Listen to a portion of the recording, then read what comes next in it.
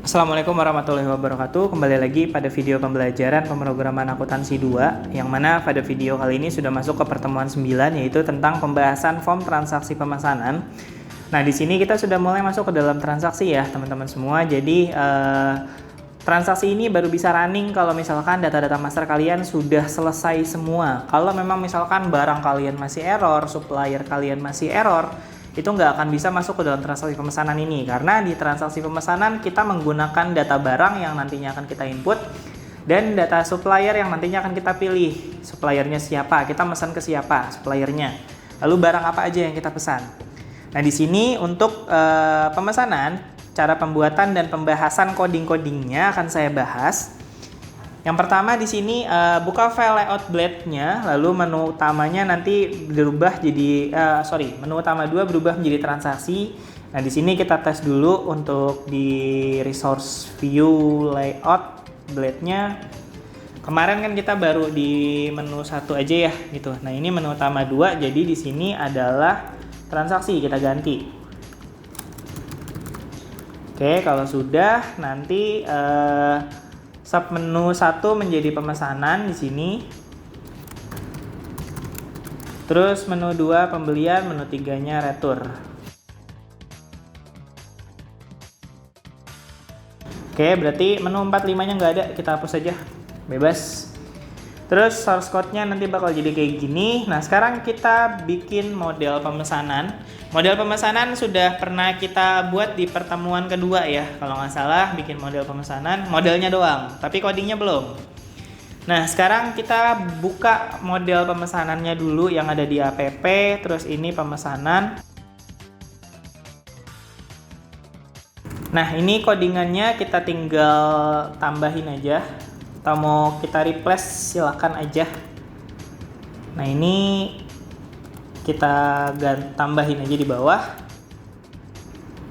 Kita format dulu. Oke, kalau sudah pemesanannya, lalu pemesanan time-nya juga sama, codingannya kita tambahin aja.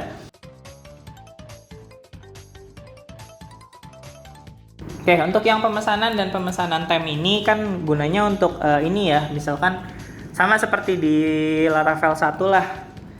Ya, jadi biar tabelnya nggak kebaca ganda gitu ya. Jadi cuma satu, protected table pemesanan sama protected table time pemesanan. Nah, terus di sini ada ini buka model time pesan. Ini pemesanan time, lalu ini ada time pesan satu lagi di sini.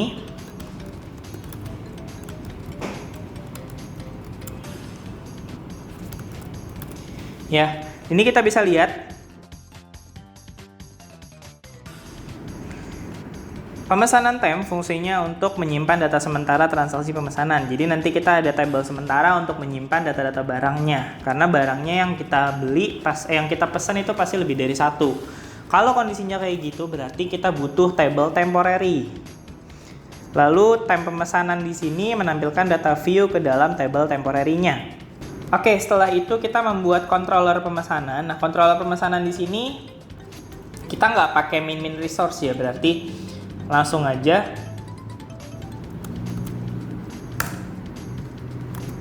lalu detail pesan controllernya.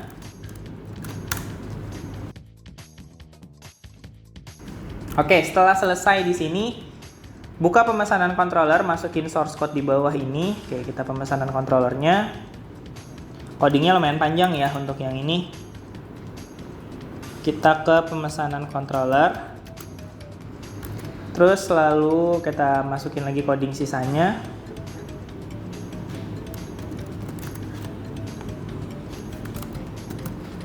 Kita format aja dulu. Oke, lalu di sini untuk yang detail pesan controllernya,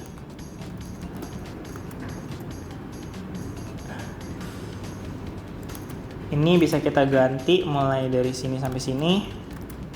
Terus ini ada public function simpan. Di sini.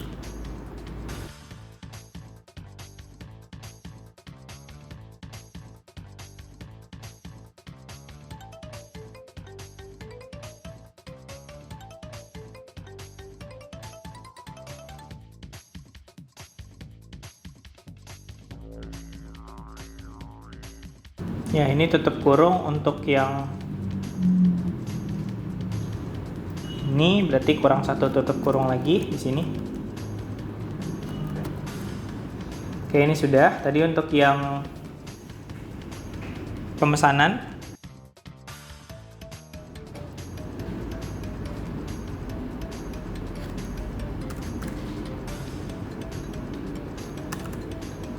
Ini tutupnya untuk yang ini. Public function index itu tutupnya ini.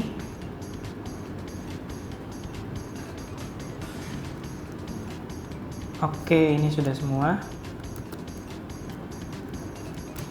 Nah, setelah itu controller return pesan ini fungsinya untuk menampung detail transaksi pemesanan gitu ya. Lalu atur route-nya dengan membuka WPHP, terus tambahkan codingan seperti ini. Kita buka route-nya WPHP di sini, tambahin codingan ini ya. Terus bikin transaksi pemesanan. Buat folder pemesanan dalam folder view. Di sini berarti kita bikin folder pemesanan. Terus di sini buat pemesanan.blade.php.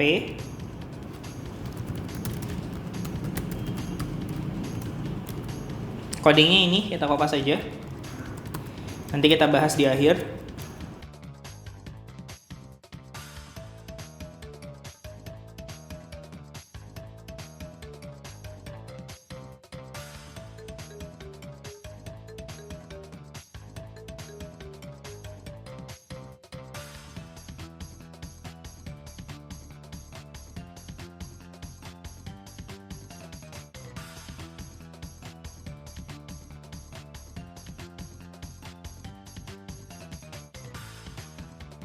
Oke, perintah for each berfungsi untuk perulangan pada form pemesanan ini. Terdapat dua for each, yaitu supplier dan barang.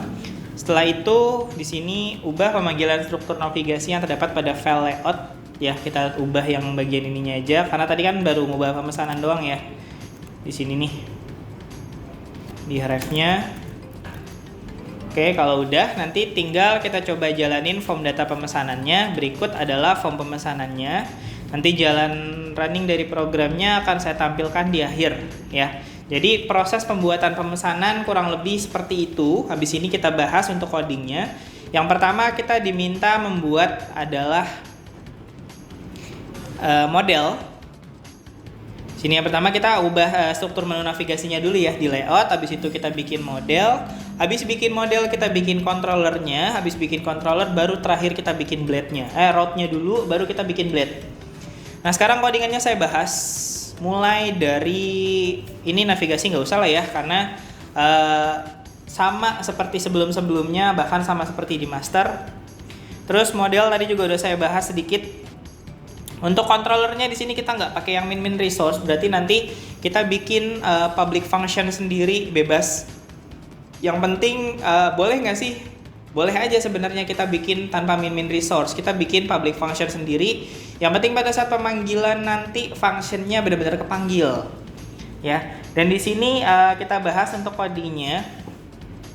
Ini use app barang, supplier, pemesanan. Model yang kita pakai adalah 5. Kenapa? Karena yang berkaitan dengan pemesanan ya 5 model ini. Tabelnya nanti yang digunakan ya 5 model ini. Itu loh. Jadi dalam pemesanan tabelnya yang digunakan nggak cuma satu. Mungkin kalau sebelum-sebelumnya satu, misalkan use app barang, supplier, atau bahkan setting sampai setting gitu ya.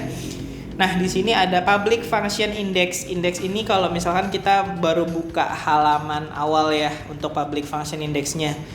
Public function index di sini ini saya tampilin dalam bentuk codingan aja, karena di sini formatnya nggak berurutan ya. Saya pindah dulu ke jendela coding. Oke, di sini lebih enak tampilannya. Kita bahas untuk codingnya. Kita buat public function index. Index itu untuk nanti manggil si view pemesanannya yang tadi pemesanan blade. Di sini ada akun barang, supplier, time pesan. Ini sama ya seperti yang sebelumnya. Terus di sini kita bikin nomor otomatis untuk transaksi pemesanan. Awalnya itu adalah TRX. TRX di sini nanti adalah nomornya ya, kurang lebih akan saya tampilin kayak gini. Ini ada TRX-nya. Terus Bulan Romawinya ini nanti akan masuk 8, 9, 10, 11, 12. Misalkan gitu. Terus nomor urut akhir APP pemesanan max nomor pesan. Jadi nanti nomor urutnya dia bakal nambah terus, nggak bakal sama nomor si pemesanannya itu. Terus formatnya nanti di sini ini nomor urut. Ya, sprint F ini nomor urut akhir, terus ditambahin lagi sama si awal TRX-nya, ditambahin sama bulan Romawi, dan nanti ditambahin sama date yang kurang lebih kayak gini, 001 ini nomor urutnya. Pakai slash lalu TRX untuk nomor transaksinya si awal tadi. 3 Romawi ini adalah bulan, lalu 2021 ini adalah tahunnya. Ya, karena di sini bulan Romawi date-nya N, lalu date ininya Y. Y itu adalah year, berarti tahun. Kalau misalkan kita mau pakai bulan gimana? M aja, kita ketik M, mon jadinya, itu bisa. Lalu di sini return view, panggil pemesanannya yang ada dari si route-nya, route WPHP ini. Nah, ini kita manggil pemesanannya nih ya. Setelah itu ini barang-barang, akun-akun, supplier-supplier, tem pemesanan, tem pesan, formatnya. Formatnya itu adalah untuk nomor otomatis. Lalu di sini ada public function tambah order, return view pemesanan. Kalau misalkan kita nambah order, kita mau masuk lagi ke pemesanannya. Terus di sini ada public function store sama destroy. If pemesanan time where kode barang request exists, jika kode barang sudah ada di dalam table pemesanan temporary-nya, dia akan muncul pesan, barang sudah ada, quantity akan terupdate. Jadi gini, kalau misalkan kita beli barang, kodenya B001, ya, untuk yang poin ini ya. B001 kita beli 2. Terus ternyata harusnya inputnya 10 kode yang kita mau pesen. Nah, itu input lagi gimana ya? Tinggal kita input lagi aja. Kita input lagi kode barang yang sama, tapi jumlahnya jumlah yang terbaru, 10. Jangan 8 ditambahin, karena dia nggak akan nambah. Kita masukin jumlah aslinya 10. Begitu nanti kita masukin 10 dengan kode barang yang sama, pesannya akan muncul nih, alert warningnya. Pesan barang sudah ada, quantity akan terupdate. Nah, nanti quantity-nya akan ngupdate dengan kode barang yang sama. Berarti dari tadinya 2 jadi 10. Prakteknya nanti akan saya praktekkan di akhir. Gimana cara update-nya?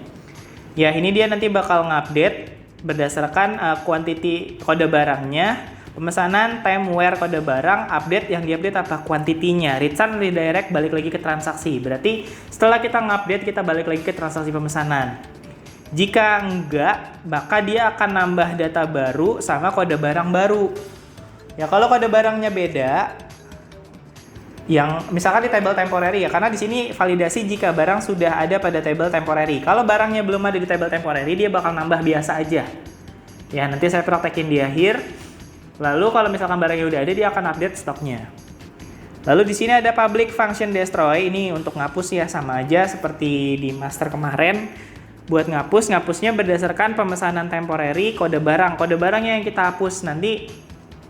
Karena kan temporary itu sifatnya sementara ya. Kita mau mesen jadinya atau enggak, ya udah kita masukin aja dulu. Toh ternyata nanti di akhir transaksinya, oh ternyata barang ini kita nggak butuh, ya udah kita hapus aja. Nah, itu nggak masalah gitu. Makanya tinggal kita hapus aja. Ya, karena sifatnya masih di temporary. Nah, terus kita lihat lagi modulnya. Lalu kita ke detail pesan controller di sini. Nah, di detail pesan controller ini public function-nya hanya satu doang. Simpan aja. Yang kita pakai di sini use-nya hanya detail pesan serta pemesanan. Public function simpan ini perintah untuk nyimpan data ke dalam tabelnya. Nyimpan data ke dalam tabel mana? Ke dalam tabel pemesanan sama ke dalam tabel detail. Ya, di sini simpan ke tabel pemesanan, nyimpannya gimana? Ini coding simpannya sih sebenarnya sama aja ya, seperti nyimpan data master yang kemarin. Akun, setting, terus setting nggak ada simpan, adanya update. Akun user, barang, dan supplier itu sama aja untuk codingannya. Penjelasannya pun juga sama. Nomor pesan ini diambil dari blade PHP-nya, tanggal, total, dan subnya juga diambil dari blade PHP. Nomor pesan, TGL pesan total, dan KD_sub ini diambil dari field-field yang ada di dalam tabel pemesanan di sini. Strukturnya. Kita lihat pemesanan di sini. Ini ya, nomor pesan, TGL pesan, total, dan KD sub itu diambil dari sini. Ya, dari field. Lalu string tambah pemesanan, save. Terus di bawahnya ada lagi simpan data ke table detail. Jadi dalam satu kali nyimpan, dia bisa nyimpan ke dalam beberapa macam table. Ya, bisa 1 doang, bisa 2, bisa 3, mungkin bisa 100, tergantung mau nyimpannya ke berapa table nih datanya gitu ya. Kalau untuk transaksi. Nah, di sini ada tambah detail new app detail pesan modelnya. Terus ini kode barang, quantity, subtotal. Ini request dari kode barang, quantity, subtotal. Nah, ini ada for each. For each di sini berarti dia perulangan. Kenapa dia ada for each? Karena takutnya gini, kita nggak selamanya mesan barang itu cuma 1. Kalau cuma 1, kita nggak perlu ada for each. Tapi kalau barangnya lebih dari 1, ya kita wajib pakai for each. Kenapa? Karena dia bakal looping terus barangnya nanti. Karena kan nyimpan barang ke dalam table detail pemesanannya itu nggak cukup 1, tapi tergantung barang yang dipesan berapa. Kalau 10 ya berarti dia akan nyimpan 10 data barang di table detailnya. Makanya dia pakai for each. Lalu di sini detail pesan insert input, dan terakhir alertnya sukses pesan data berhasil disimpan. Data pemesanannya berhasil disimpan. Return redirect-nya dia akan balik lagi ke transaksi. Nah, terus setelah itu di modulnya itu ada lagi yang ini ya, pemesanan, route get, ini transaksi untuk indeksnya. Terus ini same store, sementara store-nya yang tadi di detail pemesanan controller. Transaksi hapus kode barang ini dari pemesanan controller. Ini terus detail store, detail simpan ini dari detail pesan controller yang tadi kita bahas ya. Nah, sekarang kita masuk ke dalam tampilan pemesanan Blade PHP-nya. Nah, kita buka dulu pemesanan Blade PHP. Oke, ini pemesanan Blade PHP-nya. Ini saya minimize aja dulu. Form action-nya dia ke detail simpan. Berarti ke detail controller ya, karena tadi di route web-nya itu kita lihat lagi. Di sini ada ke detail simpan untuk yang pesan. Ini nih, detail simpan nih. Ya. Nah, habis itu dia bakal nyimpan ke detail pesan, semua data yang diinput, nomor faktur. Terus ini formatnya diambil dari tadi pemesanan controller ya, yang ini. Nih formatnya, time pemesanan. Nanti time pemesanan, nah ini dipanggilnya di sini aja, string formatnya. Terus tanggal transaksi, ini adalah tipenya input, tipenya date. Suppliernya di sini kita for each pakai looping karena kita narik data ya dari table supplier. Makanya tadi di awal saya bilang kalau suppliernya belum running, pemesanan nggak akan bisa diproses karena data supplier kalian pasti masih kosong. Nah, setelah itu di sini ada tambah barang. Tambah barang di sini ada kode barang, nama barang, quantity, subtotal, dan aksi yang nantinya ini akan muncul di sini nih. Nih, ini akan muncul di sini kode barang, nama barang, quantity, subtotal, dan aksi ya. Itu tambah barang kalau kita mau nambahin data pemesanan baru. Nah, habis itu di sini ada string PHP total. Total ini untuk menghitung total barangnya ada berapa. Ya, di sini di table pemesanan saya udah input data. Totalnya ini ada berapa untuk nominalnya. Nominal dari si barang ya, misalkan kita mesen 2 barang. Barang pertama itu totalnya subtotalnya adalah 1 juta, barang kedua itu subtotalnya 4 juta, berarti kan 5 juta. Nah, yang 5 jutanya ini nanti akan kesimpan. Ya, di sini ada time kode barang, nama barang, quantity pesan, subtotal. Ini berpengaruhnya sama yang di detail pesan tadi di sini. Nomor pesan, kode barang, quantity pesan, subtotal. Nah, ini yang kode barang, quantity pesan, subtotal ya. Ini berpengaruhnya dari sini. Ini kan kode barang, quantity pesan, subtotal. Ini juga kode barang, quantity pesan, subtotal. Nama barang nggak kita simpan, nggak perlu. Ngapain kita nyimpen nama barang? Ya, jadi kalau nanti di transaksi cukup nyimpan kode barangnya aja, karena kan yang berelasi kode barangnya, bukan nama barang. Kalau nama barang disimpan boleh nggak? Boleh sebenarnya.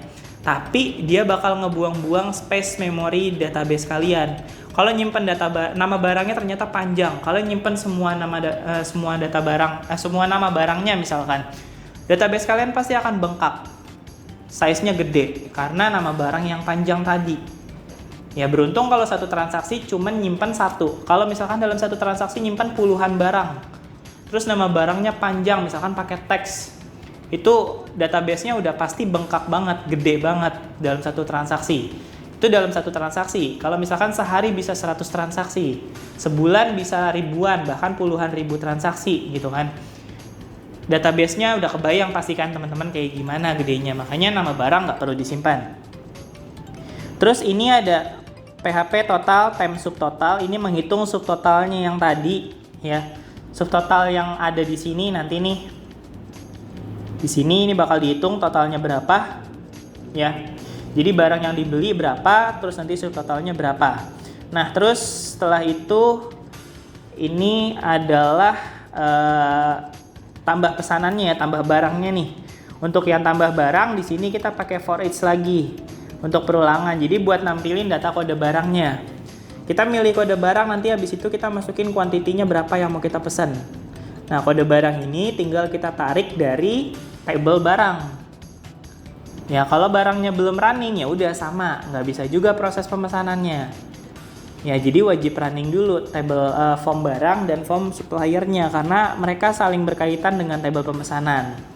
Ya, kurang lebih seperti itu, nanti bisa dibatal. Kalau memang misalkan sudah semua, baru bisa disimpan pemesanan nih yang value ini.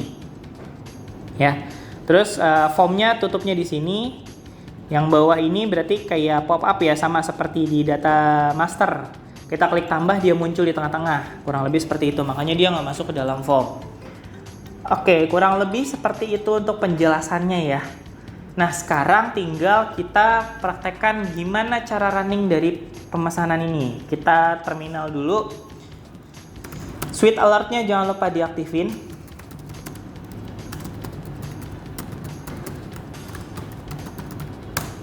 Lalu PHP artisan.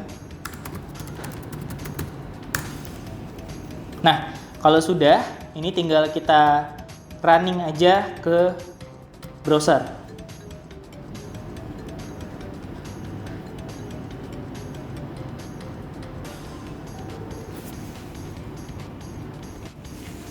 Oke, nah sekarang kita tinggal login aja. Setelah tadi kita ngoding ya untuk form pemesanannya, kita tinggal login. Loginnya seperti biasa, mau pakai akses admin atau user bisa.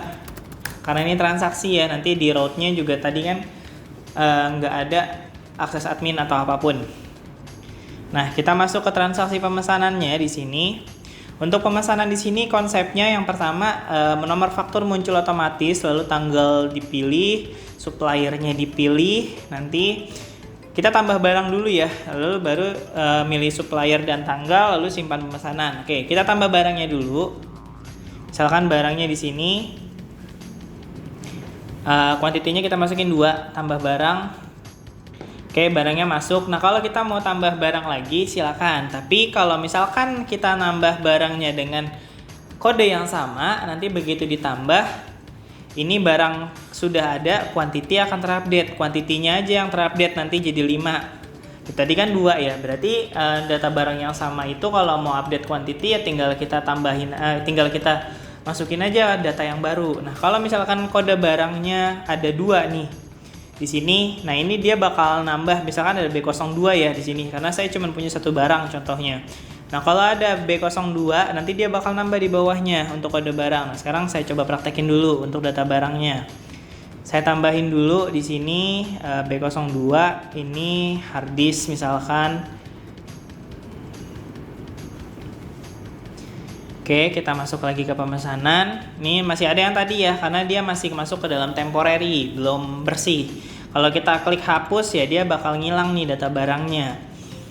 Nah, terus ini kita tambahin kode barangnya, misalkan kuantitinya 2. Lalu B02-nya kita masukin juga dengan kuantitinya 5. Nah, barangnya akan jadi ada 2 di sini. Nah, kalau kita mau hapus atau salah kode barang, misalkan kita kelebihan inputnya nih ternyata nggak jadi, yaudah kita klik hapus aja. Tapi kalau mau update stoknya kayak tadi, kita masukin kode barang yang sama tapi jumlahnya jumlah yang baru, jumlah seharusnya. Misalkan Harusnya 5 tadi ke inputnya 4 karena 4 sama 5 angkanya deketan ya dengan keyboard. Nah, itu tinggal diganti aja. Nah, kalau udah baru kita misalkan pilih tanggal transaksinya di sini, pilih suppliernya, baru kita klik simpan pemesanan. Data pemesanan berhasil disimpan, tabelnya kosong lagi karena datanya sudah kesimpan nih ke dalam transaksi pemesanan sama detailnya. Nah, sekarang kita lihat di sini di Debesia 2. Ini ada detail pesan. Detail pesan yang tadi ini ya, tadi kan nomor transaksinya 008. Nah, ini udah masuk. Terus ke pemesanan dia juga masuk 1 yang tadi 008 tanggal 18 Mei sekarang. Ya, jadi kurang lebih jalan logika program form pemesanan seperti itu. Kita hanya pesan barang dulu ke supplier, belum tentu nanti barangnya jadi dibeli atau enggak, karena tergantung nanti di form pembelian yang akan kita bahas di pertemuan 10 dan 11 ya. 2 pertemuan itu ngebahas pembelian sekalian nanti jurnalnya. Oke, baik, cukup sekian untuk video pertemuan 9 tentang pemesanan ini. Jika ada penyampaian saya yang kurang jelas atau salah, saya mohon maaf. Silakan ditanyakan saja langsung di kolom komentar atau by WhatsApp jika ada yang punya nomor saya. Kita ketemu lagi di video selanjutnya, di video pertemuan 10 yang membahas tentang pembelian.